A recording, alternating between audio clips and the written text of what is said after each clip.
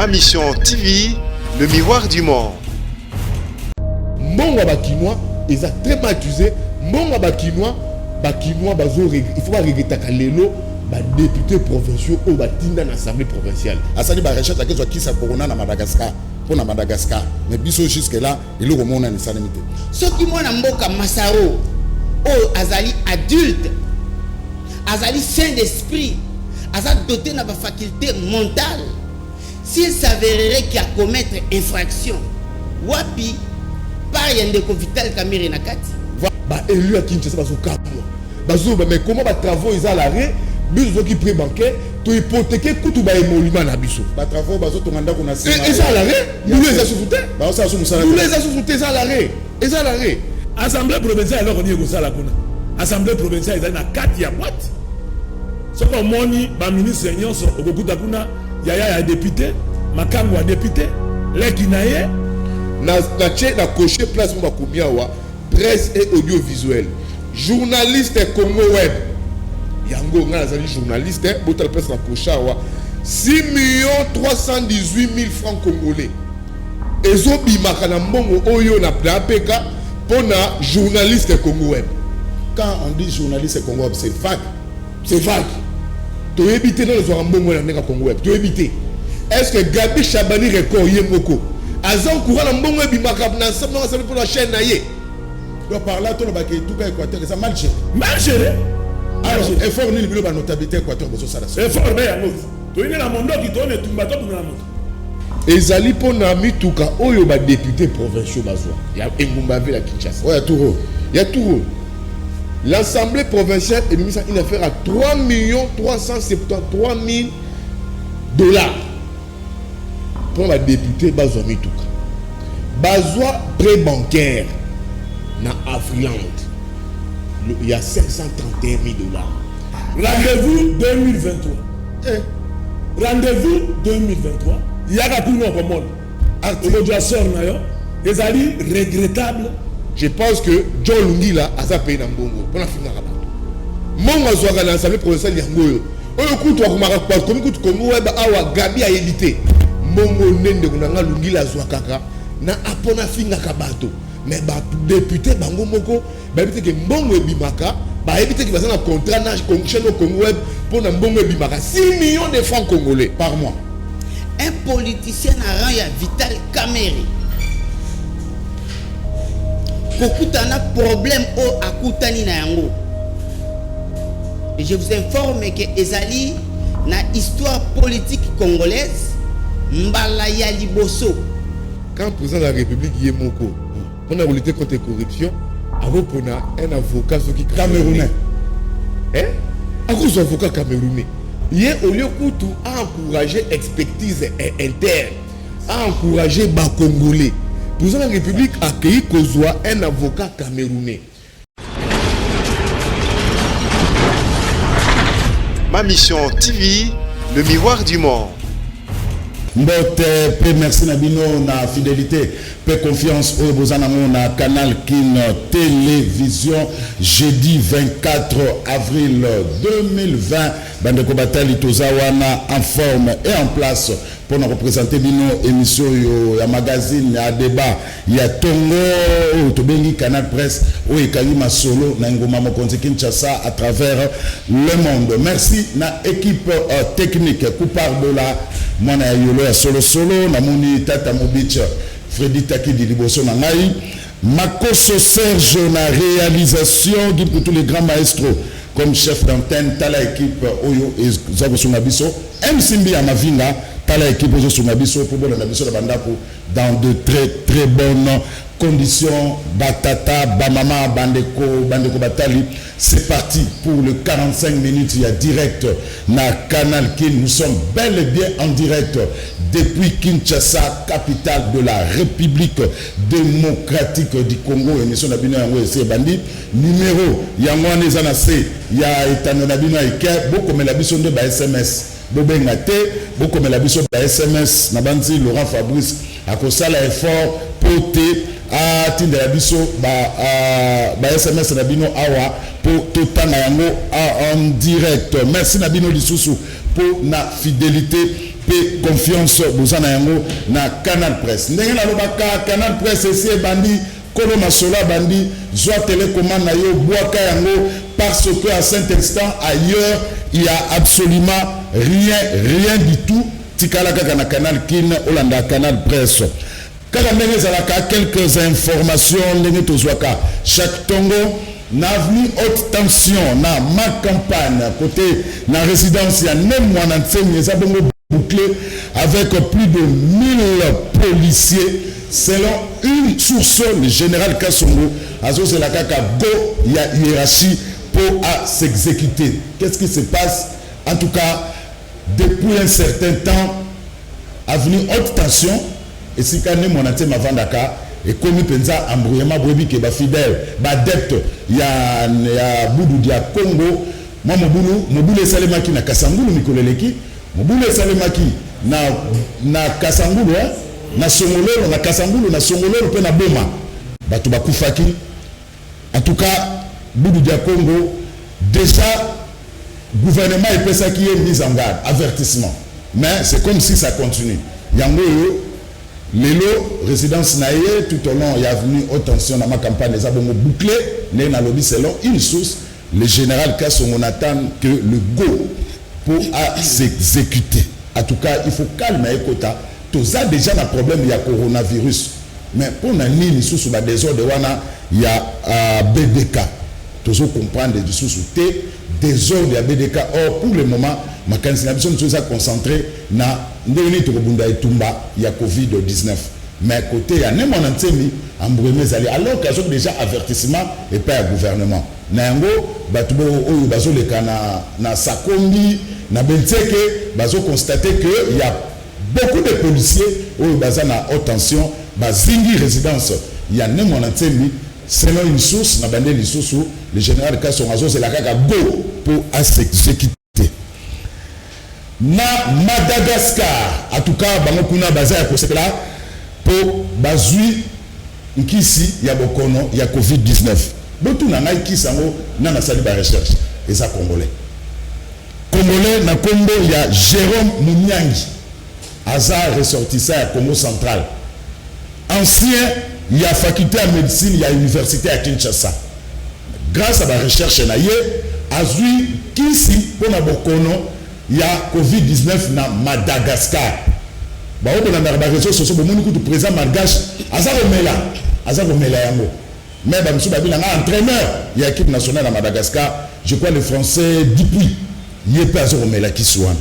Voilà un Congolais au hasard dans Madagascar a trouvé qu'ici pour Nabokono il y a coronavirus. Qui s'en combo na yango Artemisia.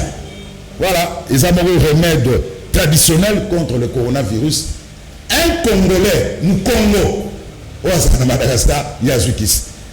Est-ce que vous pensez que les gens peuvent docteur nous me côté à Fungola jeu? Tout le monde s'appelle la traduit par tout ce mionso. Vous voyez la Fungola Mayele pour nous reconnaître biso qui s'y en est à Bokono. Vraiment, c'est une leçon pour le monde entier. Dossier directeur général OGFM. Patient Saïba conseil il y a magistrature et bouilli ba ingérence il y a ministre de la justice. Ministre de la justice maître Tundaka Sede azoko tamakambu il y a Bazouzi. Oh toujours le bango que la justice est indépendante. Déjà DG à Jeffrem azana mandat d'amener mais ministre de la justice a Ochabakal.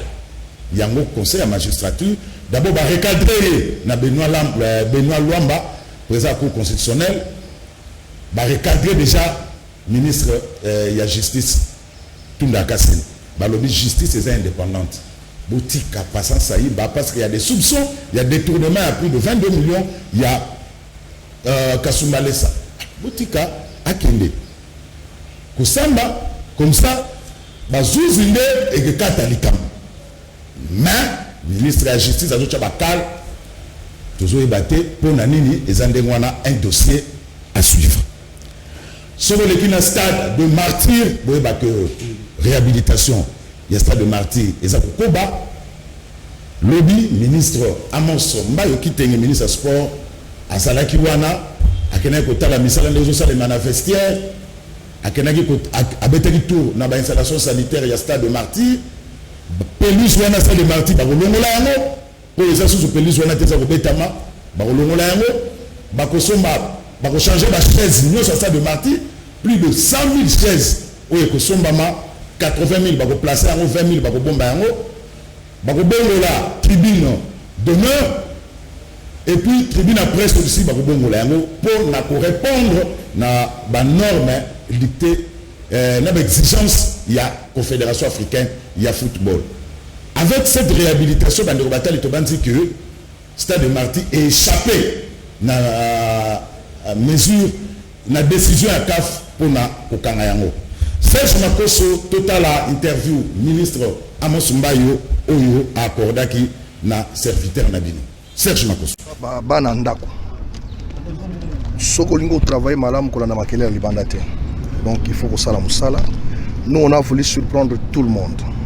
Bato basi babandi misa ni tete maladie oyo ebeti mokili mobimba na banzi ba matériel il fallait déjà et ya basala. Je crois tant au premier ministre a bengisaki biso sali commission na ba collaborateur na ya finance biso nyonso to vanda ki to réfléchir par étapes.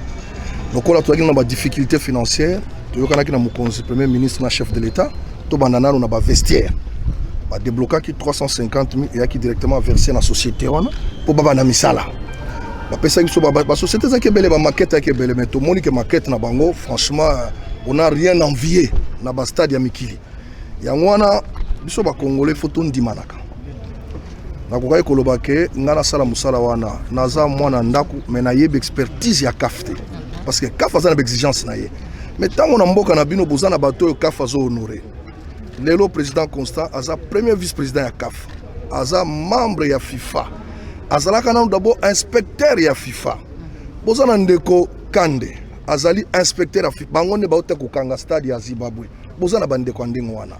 Ko pesa bango responsabilité yangwana ministère des Sports et Jacques Etia coordonnateur à misala wana ndeko Kande parce que Aza inspecteur donc au monde tout à l'heure, tout na vestiaire, bandeko wana na configuration na bango batiaki 23 box. À faire observer parce que ça détenteur la cahier de charge il y a CAF. Alors non, il faut 25. Donc tu vois déjà à ce moment-là, vous êtes à l'abri il y a makama nyonso. Souci nanga ezali ministère des Sports mutuma aux l'éternel azate. Mais tant on a aux alate natika bilembo. Je crois que tous alaka na nous bana toujours otala ba travaux sala maka. Mais ba travaux tant hôtel sala maka il y a 10 ans, 12 ans. Na exigence il y a CAF et FIFA lelo ils en ndenge moté. Mais ni tété complicité il y a ndeko Constant nazo insister nde basi bakangi stade nde basi bakangi na base premier ministre asenga ki alobi sala tu bakanga stade wana te Constant na ndeko Willy Kande ba manager na baninga na bango kuna ba tie biso na liste ya pas donc soki na moment wana ba yakao nde basi bakangi mais tango ba tiaki yango wana il faut toyeba ko valoriser expertise ya biso moko moins de 5 millions 4 millions quelque parce que il faut bâtir des chaises. Il nous faut au moins 80 000 chaises. Donc au total, nous devons en acheter 100 000. Donc il faut 20 000 chaises et bombama. Parce qu'avec la mentalité de Congolais, il y a poli aux 8 chaises au Bambi. Donc il faut des chaises. Voilà, Amos Mbayo qui tenait donc. Les travaux, ils ont 13 millions de bon qui ministre Malobi. Les travaux, ils ont coût global, ils ont 5 millions. Donc arrêtons aussi Babilobela, Mwanda Mutozana, on a Kinshasa. Alors, pour nous présenter Bino Bamadengami, pour nous débat na biso, na Tongo ya Lelo, toza bongo, nandeko Arthur Bankita, ndeko Arthur Bankita, za bongo porte-parole ya ba notable, ya Équateur Mambenga Pilipili Libende, aye parce que ça ne va pas, na etuka ya Équateur Mambenga Pilipili Libende, ndeko Arthur Bankita, mbote. Mbote, journaliste. Voilà, ndeko Arthur Bankita, tonito yeba, état de santé, il y a province, il y a Équateur, Mambenga, Pilipili, Bendeza, Nenini. Parce que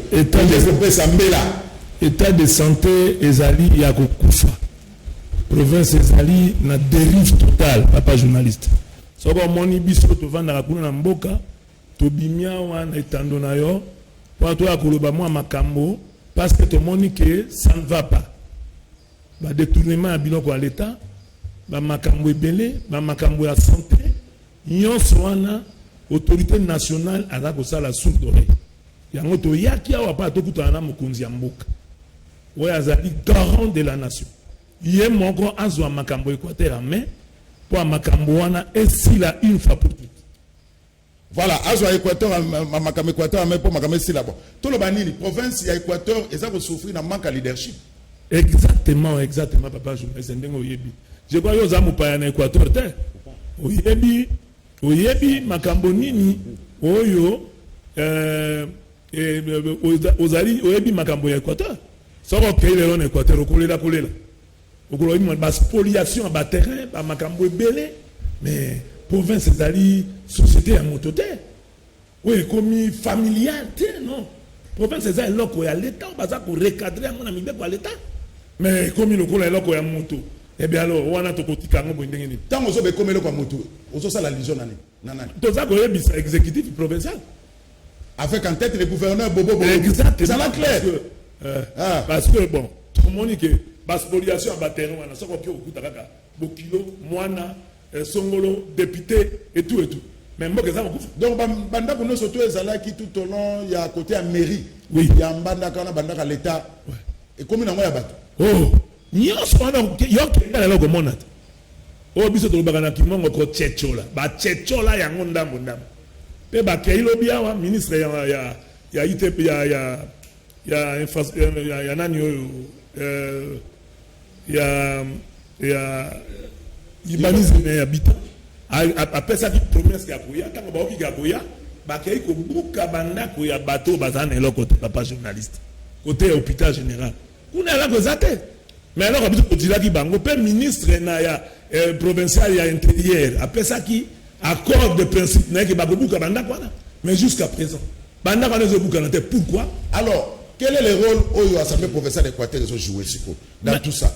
Assemblée provinciale alors on y est ça la kuna Assemblée provinciale ils ont 4 ya boîte ce qu'on moni ba ministre nyonso okokuta kuna ya député makango ya député les kinaye et bien la province ekotambola ndenge ni yebisa biso toyoki détournement mo esala mengi na secteur la santé exactement na tout cas Équateur et bango moko mukanda ezali awa biso tozo tambola na ba preuve mukanda ezali kama tatanga okomona tala mukanda yango yo je crois netandu muke okotala rapport au assemblée provinciale yemo kasalaki au alobi que exécutif provincial et traduire secteur ya santé en mangeoire donc c'est grave yango ezabisote yango alors ndeko sikoyo problème so yali problème ya 100 jours pour yango zo bomamboka est-ce que 100 jours programme à 100 jours à chef de l'état est ça visible en Équateur et là comme on côté tout le monde attend ndambote papa journaliste et là comme on biso to ya mutu ya yango to yebite tika lona zo normalement mukesima parce que tango ya Kabila tout le monde a dit 5 chantiers tout le monde en Équateur. Tout le monde a dit révolution en modernité. Tout le monde a dit. L'homme a dit que d'ailleurs, 100 jours, ma province union se tue. Qui m'y est allé? Mais pas un abysse. Tout le monde a bon. La raison est que l'année exécutif provincial na monoko ya porte-parole na bango. Ba bango ba 100 jours la chef de l'État. Mais biso to za va un chef de l'État. Pour te fonder motote chef de l'État dirigeant enquête mako sérieux. Oyo gozala la commission, la société civile, la notabilité totale. Alors, 2 millions de dollars au Yafoner. Et qu'il a ils ont dit 1 976 030 000. Ah, et qu'il va à 2 millions. 30 francs dollars. 30 dollars. Oui. Yafoner. Oui. C'est-à-dire, pour le moment, na di ba na bango, ne loko bakumi. Mais par exécution et à travaux. Naya qui a un moyen qui a un numéro il y a directeur il y a OVD pas au ben en direct après ça biso ba justification. Et comme nous avons mbango ana ya fone ba payer d'abord 50 000 $. Abanda misala directeur a révolté a boy a kay na radio a panja bi voilà mbango ina ngaite bana bana bobo mangaite mbango wana ezali na exécutif provincial. Et puis, Mango Bako pèse Sikoyo, deuxième tranche. Bako Zouayango na Boteka, 300 millions. Bapesi. Mais Mango Wana, Oya l'État, il fallait pas recadrer directement dans le compte. Pour ça, il y a un détournement. parce que bokomi kofuta yango na mbango ya DGPEC na mbango ya OVD moko ezali wapi pa ebimi awo toza kobenga ministre infrastructure soki bango balingi balongola Équateur na carte géographique ya Congo bayebisa biso donc par là tolobaka etuka Équateur eza mal géré alors effort nini bilo ba notabilité Équateur bozo sala effort be yango toyine na mondoki tone tumba to na moto effort yango lokola biso to koyeba bino bapandisa mais c'est comme si c'est comme si Ndeko Bankita je connais bien l'Équateur parce que avec na umela kuna na Équateur c'est comme si Équateur ezana libabé il na tête à Équateur au lieu de développer l'Équateur aza ko penser na autre voilà libabete oyebi ndeko na biso tanga kotaki moto nyonso eza biso toutaki d'accord na ye comment voulez-vous que yo komi mokonzi oboyi même investisseur ba ko ya kosala oboyi ba marché nyonso okamati yango société na yo moko ozali mokonzi okamata ba marché nyonso yo moko mais finalement papa moko ko tourner ndenge oni okamata moko komi lokola elanga yo kata ndenge nini Équateur est pris en otage na assemblée na exécutif provincial toza koloba na chef de l'État. Alors message no pe ngwana ya suka message ya suka nini bino ba notabilité ba notable ya Équateur. Oui, tosengi chef de l'État, garant de la nation. Atala di kambo ya Équateur au sérieux. Ministre ya ITP, ministre ya santé, vice-premier ministre chargé intérieur. Ba dirigeanter enquête ya sérieux na Équateur. Poana ba dédouaner Équateur na maboko ba lion o ba ikobulia yango pa ekufa ekende libé na mai. Mais alors il y a une mawa, ils a une mawa. Pe omoni papa pour nasukisa. Oui. Et pe zoma. Ndenge tozali abana Équateur babanga we belé ya mai. Bazalia. Mais pas kendra kuna ka gojwa bokonji. So akomi aju bokonji ya kimia avandia. Ba kendra na la comment ko sala kuna te. Ko ta to yemite. Biso to accuser mon tete mais to bien c'est baza complice. Na kata makamon. Baza ko robela comme côté. Mboka ya baninga ezo tambola papa. Ozaba mwana kwa makamba ba c'est kena tala na bati bitando mikena yo okomona ke baninga musu bazo sala musala kwa na province na bango mais o ya biso ba député ko ba yiwapi rendez-vous 2023 rendez-vous 2023 yaka kuno komona article sort na yo ezali regrettable para batata bandeko na biso bazalia ye mini pas balance sur sama mo ke suka wana limbisa ngai mo ke pesa ngai mangunga na pesa 1 minute bon merci beaucoup au moni ministre porte-parole ya gouvernement provincial na biso ezali regrettable aya ko ba bino moto wana ba yebi ya watena aza na sonité moto ayo tambola ba ko ba futa ka ete ministre ba biso batambola na toleta mais bato bakenda bakenda kotala ndenge ni province ezokufa ministre akoma crochat ministre provincial. Mais oui, pas que n'importe biso tozo bela côté. Ba dirigeanter enquête na mbandaka. Ba biloko ba pesa le $100 que na radio pas pour ba bêtise. Mais on est makamba bana mike. Arti Bankita, merci. En tout cas, merci beaucoup monsieur. Voilà, Arti Bankita Azabongo porte-parole à ba notable ya Équateur aye na Canal Presse parce que Canal Presse c'est le magazine le plus suivi pour na koloba que pour na lancer un SOS na Équateur parce que Équateur mambenga pilipili bende ezali kozinda selon Artir Bankita ngalobi ba konzamboka afungola miso na province ya Équateur mambenga Artir Bankita porte-parole ya ba notable Équateur na basi tokutani barasima na kutana na ye na Équateur mambenga pilipili bende na côté ya résidence ya résidence ya gouverneur na côté fleuve Congo. Voilà, merci. Artir Bankita. Alors, bandeko batali tokota sikoyo na sujet na biso na pesi mbote mingi na poudre de chasse. O azotala biso sikoyo na ndako na ye poudre de chasse président ya troupe théâtrale sans souci mokili mobimba o ya lela Canal Presse na ndenge ya deux fois te poudre de chasse mbote na o yango wana na ebike ozokotala Canal Presse. Alors, Tishik Fataki INC mbote. Mbote ndeko Zulu. Nzoto makasi. Makasi mingi. L'homme de toilettage technique Yves Bouya. Boni. Bien de Zulu. Ouais, qui met ça. Voilà, Tozo c'est la Jenny Kande, il y a allié, il y a Idopes qui tina ewa moi ça vite Jenny Kande obengaki o boso ya na Canal Presse kiti na yango yo eza vide tozo ko la Jenny Kanle allié il y a eu 2 PS. Alors lelo to ko solo la mingi Matali Bongo prouesse, il y a un Congolais mais à Zuibonkono qui s'il y a coronavirus namboka Madagascar entre tabiso wa elo comme côté mais avant to ko tana lisolo wana Yves Bouya qu'est-ce qui se passe dans l'Assemblée provinciale à Kinshasa?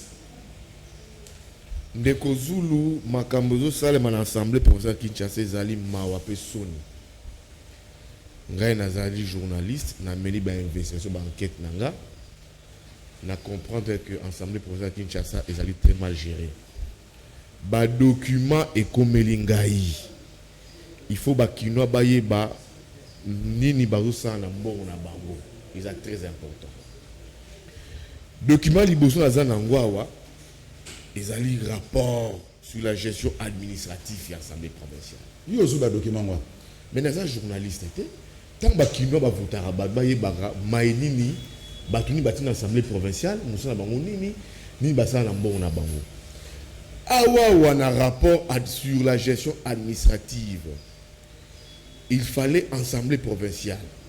Et Zalana 88 membres des cabinets pour des cabinets à PAM. 88 membres. Mais rapport réseau le Belangaï, basé à 132 membres. Sur plus wana, ils allaient fictif. Sur le 90 agents administratifs, au lieu de 74, basali au ben 90. Et le mot banini, sur plus ezali, agent fictif. Document on appelle sur et document monté à Godin pour les qui ont abrogé. Document Oyoyo Tingatika. Oh Tingatika. Oh Tingatika. Mais il y a des surplus parce que il fallait qu'on pour aya abrogé. Alors baginga na ebi batoyo na kati bango na sel bango boye. Donc Godin pour azoko futa ba personnel administratif. Document ya mi balé. Ezali pona mituka oyo ba député provinciaux bazwa. Ya Engumba ville à Kinshasa. Ouais, tout. Il y a tout. L'Assemblée provinciale est mise à une affaire à 3 373 000 dollars pour la députée Bazwa Mituka. Bazwa prêt bancaire na Afriland. Il y a 531 000 dollars. Ba montant oyo 3 millions. Na 531 millions et les cas la discussion la plénière.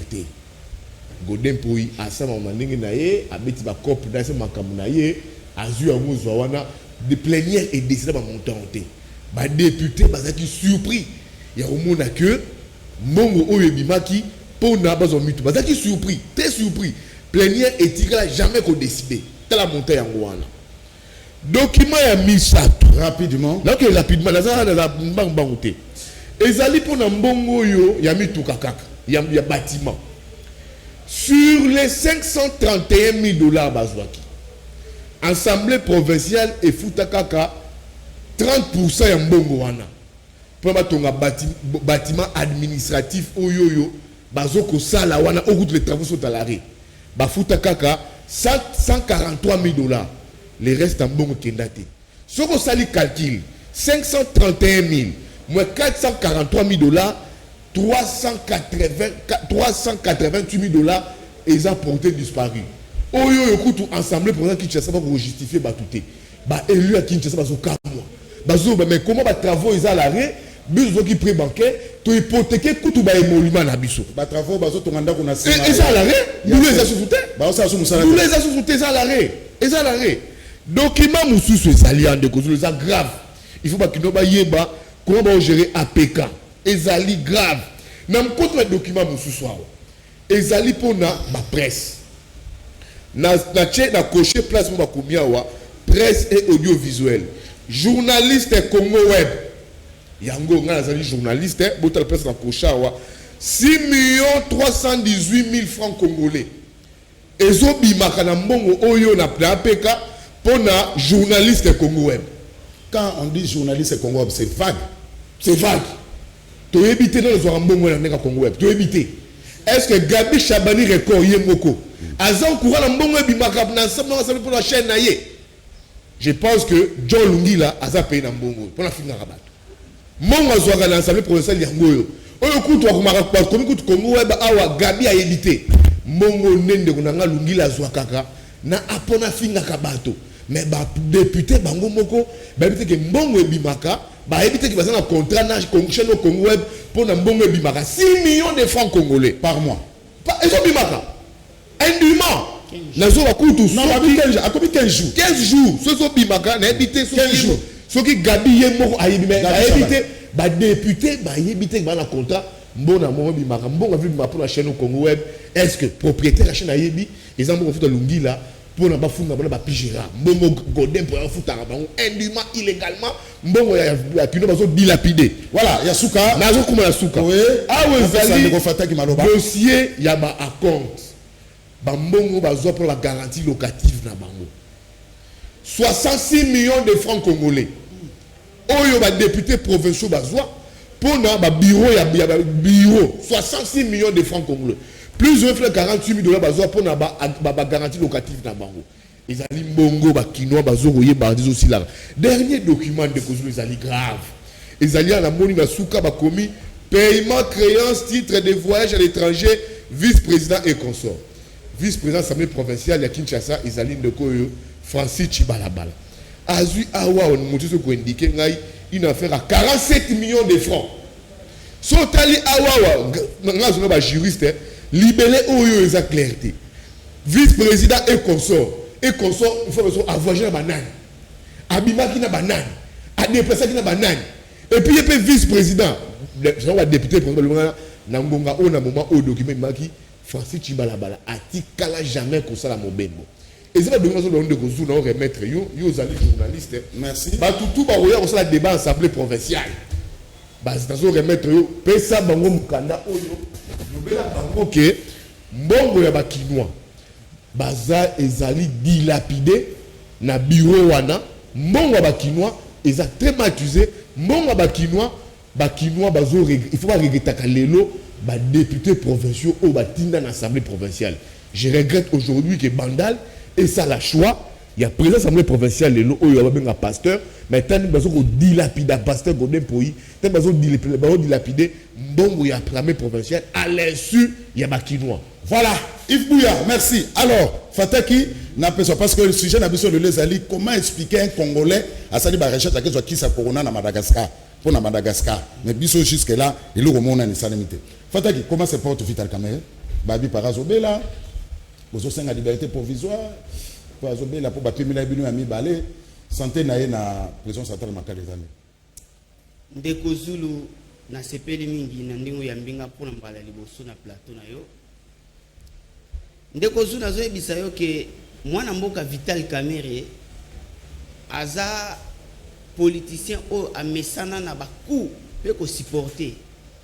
Parce que force y a un acteur politique ils allaient koyeba na devant baku o azo recevoir et puis capacité na ya ko tenir.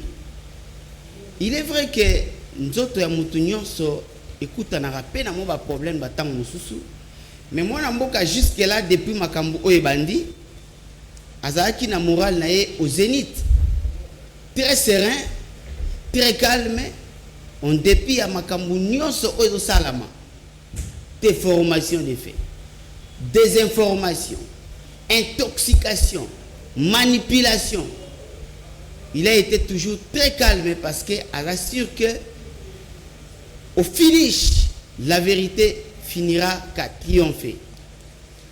Mais il est vrai aussi que Azamutu,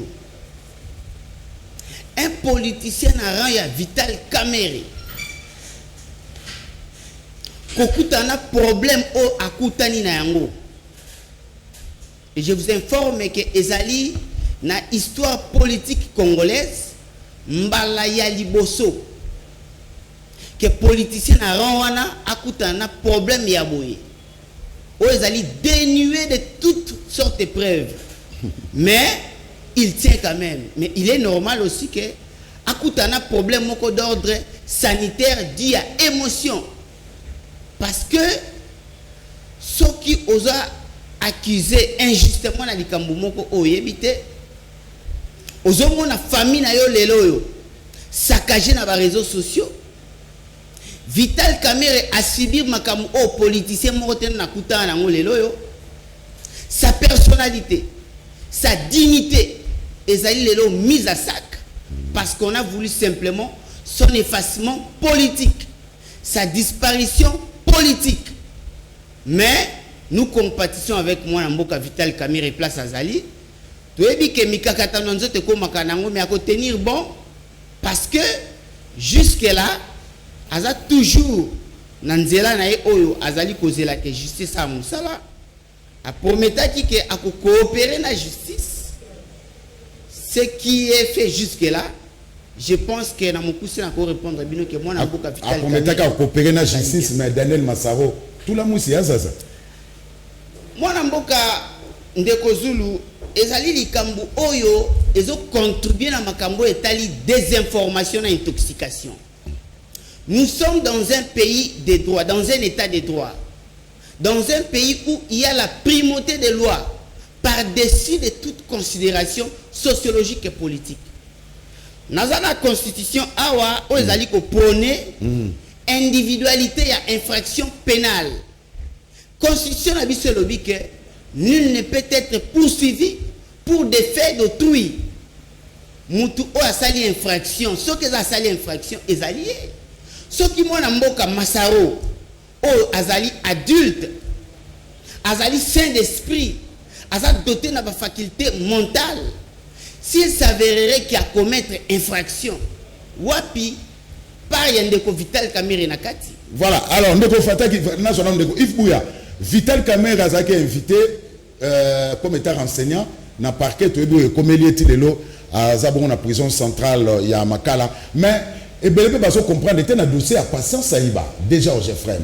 Pourquoi tout le cas c'est azo pesa ba injonction na dossier à Patience Saïba pour ça déjà na mandat d'amener ndeko na lobela toujours na chaîne na yo na émission na yo dossier ndeko Vital Kamerhe ndeko Tshisekedi atika koluka babouk émissaire ezali que bo sali makambo na moninga bo élaborer plan bo élaborer schéma bo la makambo sur 100 jours bo lancer yango et comme son asuka pression populaire eleki o ndenge nini il faut luka muto yo osibisa to boité na d'accord la démarche en justice ezali fonds publics o ba utiliser pour na été ba congolais ba mbonga ba congolais mais si ko justice spectacle to linya ngote oye pression populaire pour na yo se laver pour nos partenaires na yo ozui oche moninga la boloko.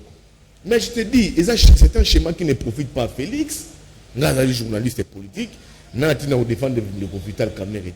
C'est rien que j'ai pratiqué mais na tika et pourquoi parce que je comprends la confusion dans les simba tout au Kabwana clairement je l'ai pratiqué mais la analyse dans la journaliste j'ai compris que c'est un coup yo sali makamna mutu bo sali bo élaborer projet mongo ya l'état ebima tango ndeko Vital Kamerhe abana ko agir na document abokoma na copie na e sur instruction du président de la République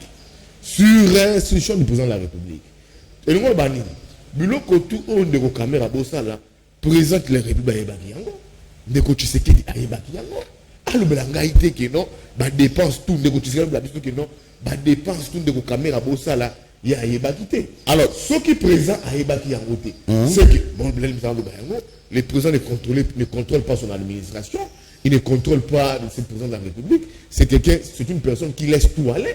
C'est quand même grave. Alors dossier il y a interférence, il y a VPM tout d'accord c'est dans les cambo ya Patience Saïba déjà au Jeffrem. Non, dossier au Jeffrem le Conseil supérieur à la magistrature. Télémélier recadrer même tout d'accord. Tout recadrer tout ça en fait.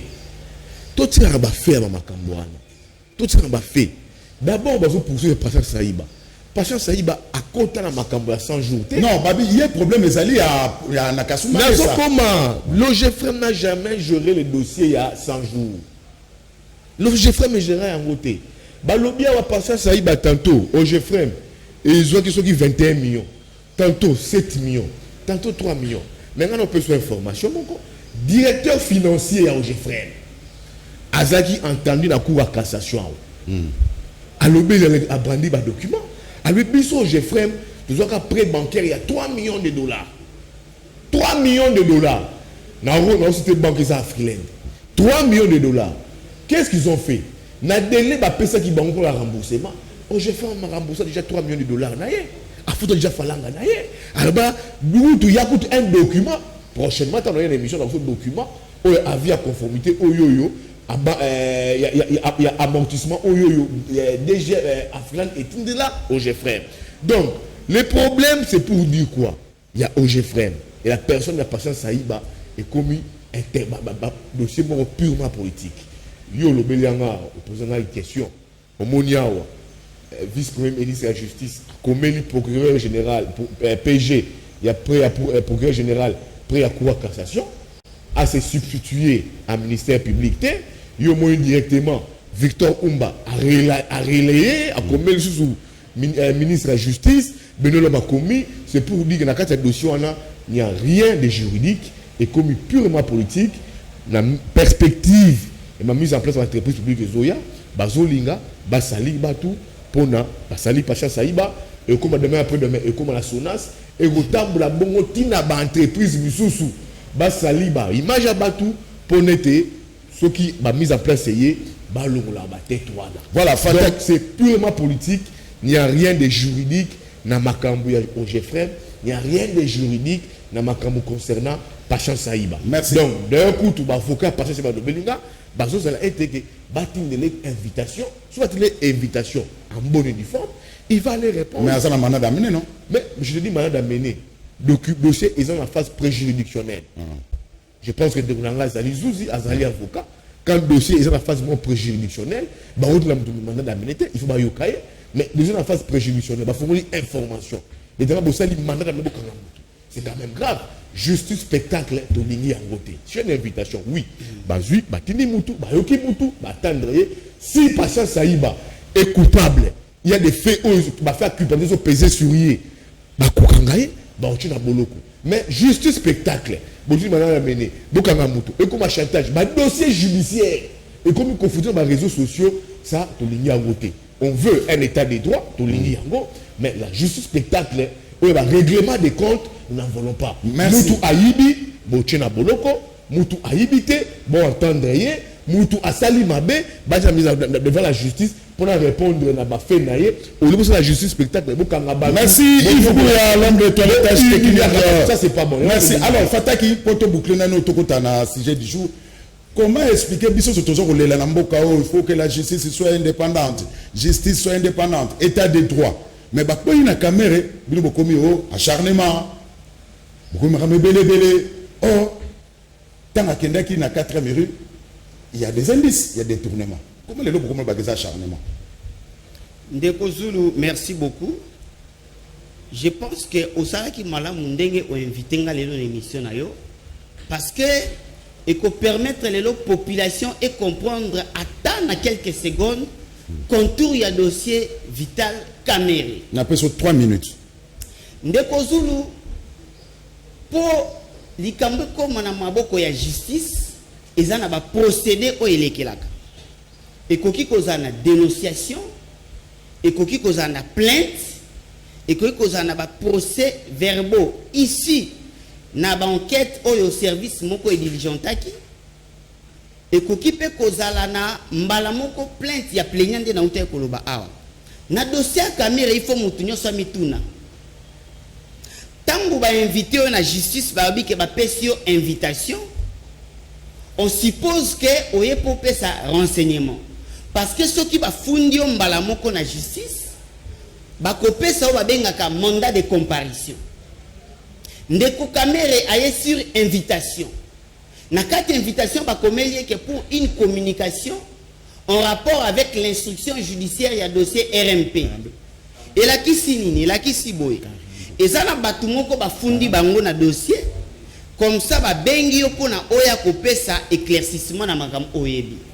Ndeko kamere aye mbala moko komi nini akomi inculpé. Donc acharnement. Ndeko zuna zo yebisa yo bo. Cité par là. Yebisa ki que dossier ndeko Vital Kamere ezali purement acharnement. Pourquoi? Parce que il fallait comprendre cabinet chef de l'État et ça n'a service nini. Rôle il y a directeur il y a cabinet chef de l'État et zali nini. Rôle il y a directeur à cabinet chef de l'État Ndeko Zulu. Il assure l'organisation. Wana toyebi Ndeko. Donc selon bino déjà acharnement. Ndeko nalali koyebisa yo clair noir sur blanc que dossier Ndeko Vital Kamerhe ezali acharnement pour une finalité ya positionnement politique. Merci Ndeko Fataki. Alors bandeko bateli toto ke malembe mais na yebisi bino ke kitia Jenny Kande eza vide. Jenny Kande ali à UDPS olaka ngai ke oya bozwa kiti na ye olaka ngai ke oya na canal presse mais jusque là tala kitia Jenny Kande so boyebi so bomone na nzela website ke kiti na yango na eza vide na canal presse. Alors Yves Bouya non na bana na Fataki comme on a Jérôme Mouniangi aza mu Congo un chercheur a outa na faculté médecine ya Unikin azui kisi ya bokono ya COVID-19 mais na Madagascar eza leçon pour na biso. Ndeko ezali leçon ezali pe sango ya esengo babenga na français bonne nouvelle. Pourquoi? Parce que na INC tolobaka toujours que RDC ezali ko régorger ba capacité ba potentialité, mais il suffit seulement qu'on puisse placer l'homme au centre. Il y a préoccupation sur le développement. Ba Congolais maele bazali ebele. Ndeko Vital Kamerhe n'a cessé de le dire. Nakati a projet à société à UNC.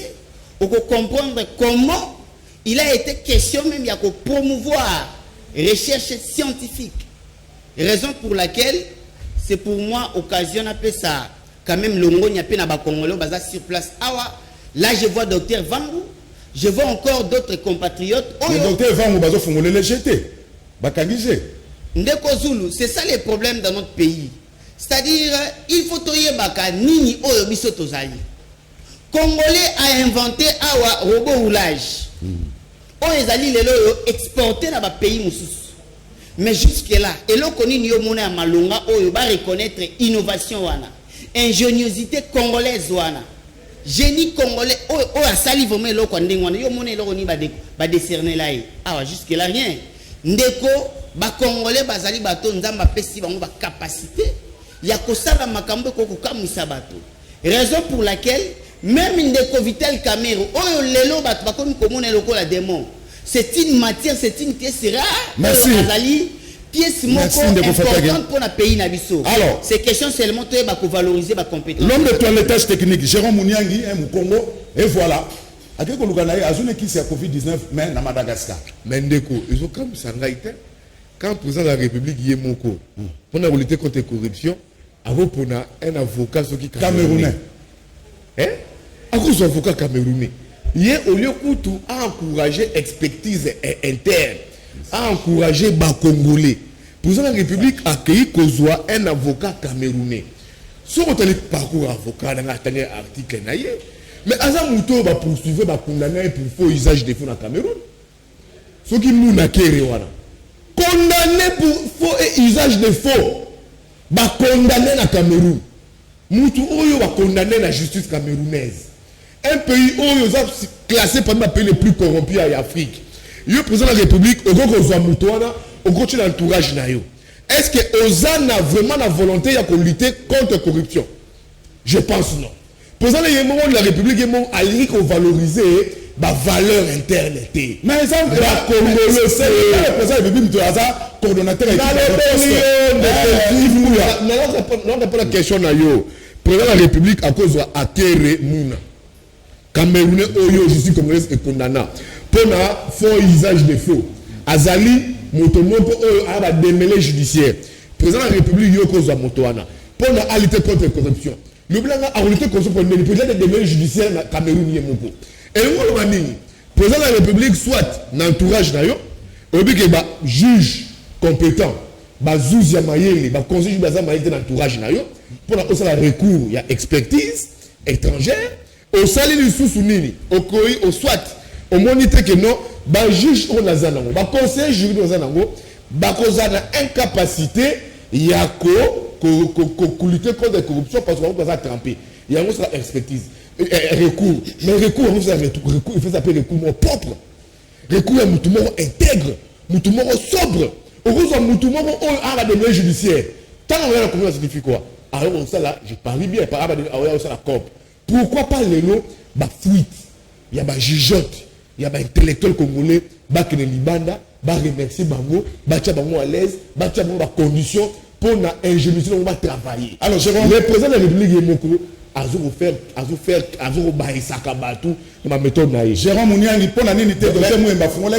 je te dis, c'est ça où je te dis. Le président de la République, le blague Bissoawa, a comme ça pour nous millionnaire. Il fera des Congolais millionnaires ici.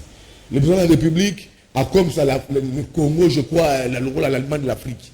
Ils ont donné tant de promesses. Mais il est au lieu de prêcher par exemple, mais lui-même pêche à cause d'un Camerounais. Voilà, sur le j'ai dit ça, Jérôme, c'est ça que j'ai dit. Ils ont foutu à l'intelligence. Ils ont foutu à l'intelligence. Oyo, que la République lui est conservée. À part Jérôme Otangiwana, Bamsou Bazaliao, j'ai dit aujourd'hui, aux dirigeants de la Bisso, identifier qu'est-ce qu'ils pourront faire pour lutter contre le Covid. Autant ils vont lutter tard. Ils vont les jeter. Mais c'est grave. Et là, ils ne sont pas comme on a 300, les lots, la bulletin, il y a inherbé plus de 370 personnes atteintes, cumul Yangoana. Au fur et à mesure, toujours sur le nombre de guéris, au fur et à mesure, sur le nombre, il y a bateau baza atteint, la corona. Ça signifie quoi? Que la maladie est là. Mais au lieu de garder ce qu'on va juger, Bino, au lieu de conserver Bango, de regrouper Bango, de identifier Bango. Alors merci. Bino, bozo ko bengana Bango, bazo to maladie, bazo cha expertise on va payer étranger, place bazo reconnaître ma valeur na Bango. Merci l'autorité technique. Pour les Madagascar, je te passe l'information. Lundi awa, aucun cas, il y a Covid-19 et Zali, les lots reconnus dans Madagascar. Lundi, toutes les activités répondront normalement à Madagascar. Quand on est président malgache, quand on est Melana qui soit. Tu peux tout fatiguer de moi avant de dire à Bengu tu président malgache. Merci. Alors quelques messages. Tout en un message, vous avez délai. Sélectionner Biswango, Canal Presse, Ngai, Nibo Ingojo, Nadelvo, commune Angale Mandeko Zulu, Nazo Senga na yo, Hôtel Abisso, rediffusion de la semaine chaque dimanche à 21h pour Batu Oyo Barataki, qu'on a na semaine, balanda yango dimanche. Merci beaucoup, papa. Wana il faut rebenga direction générale to direction à programme hein papa Ingojo voilà biso to aba jeunesse to yeka to sali musala faut benga programme na direction générale papa Gilles bengela biso na nubukume sa commune ya Lemba mbongo ya Kinbope to Lemba ezalika ka salité ba terrasse boucher mais na émission ya gouverneur Jatini Ngobila wala kaki na équipe nationale akumisaki ba bukume sa ba osana musala parmi ba bukume sa akumisaki bukume sa Lemba Jean Saka que Lemba kitoko musala eza kitoko na ebité o tine biso message aux amants na Lemba bon to ça l'effort to luka Jean Tsaka soka ko ya pe na Canal Presse et ko sala bien Jean Tsaka c'est le bourgmestre ya commune ya Lemba oyo ne mona nsema zo sala ebongi asamba po aza démocrate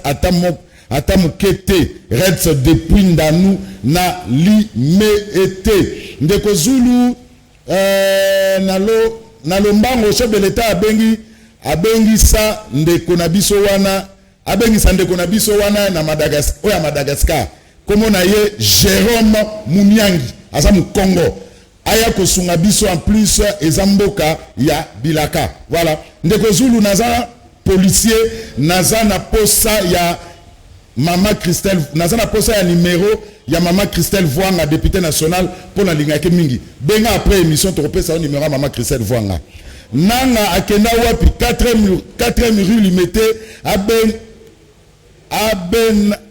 na ye pour na mbongo ya machine à voter voilà pour qu'il y ait qui sous la moka ebi Canal Presse Edwin et Saka depuis quelque part Tobimisi TV tozolanda bino merci ndebozo talabiso ndeko Zulu pour na dossier IBA à 14 millions de dollars DG à IBA a démissionné sans que va répondre hier azui avion azongi mboka na ye Cameroun okoki ko se renseigner toluka information wana Malongi Kaipa chercheur traduit praticien exemple ndeko congolais azui kisi ya corona na Madagascar et pesinga esengo po ngai na bimisakisi ya pema kala na bimisaki sa pe makala maladie respiratoire pe esilisaka pema libela to asthme ekoki pe kosilisa corona po batu bazokoka bazo kokana pe mate bo invité na to le belango na République démocratique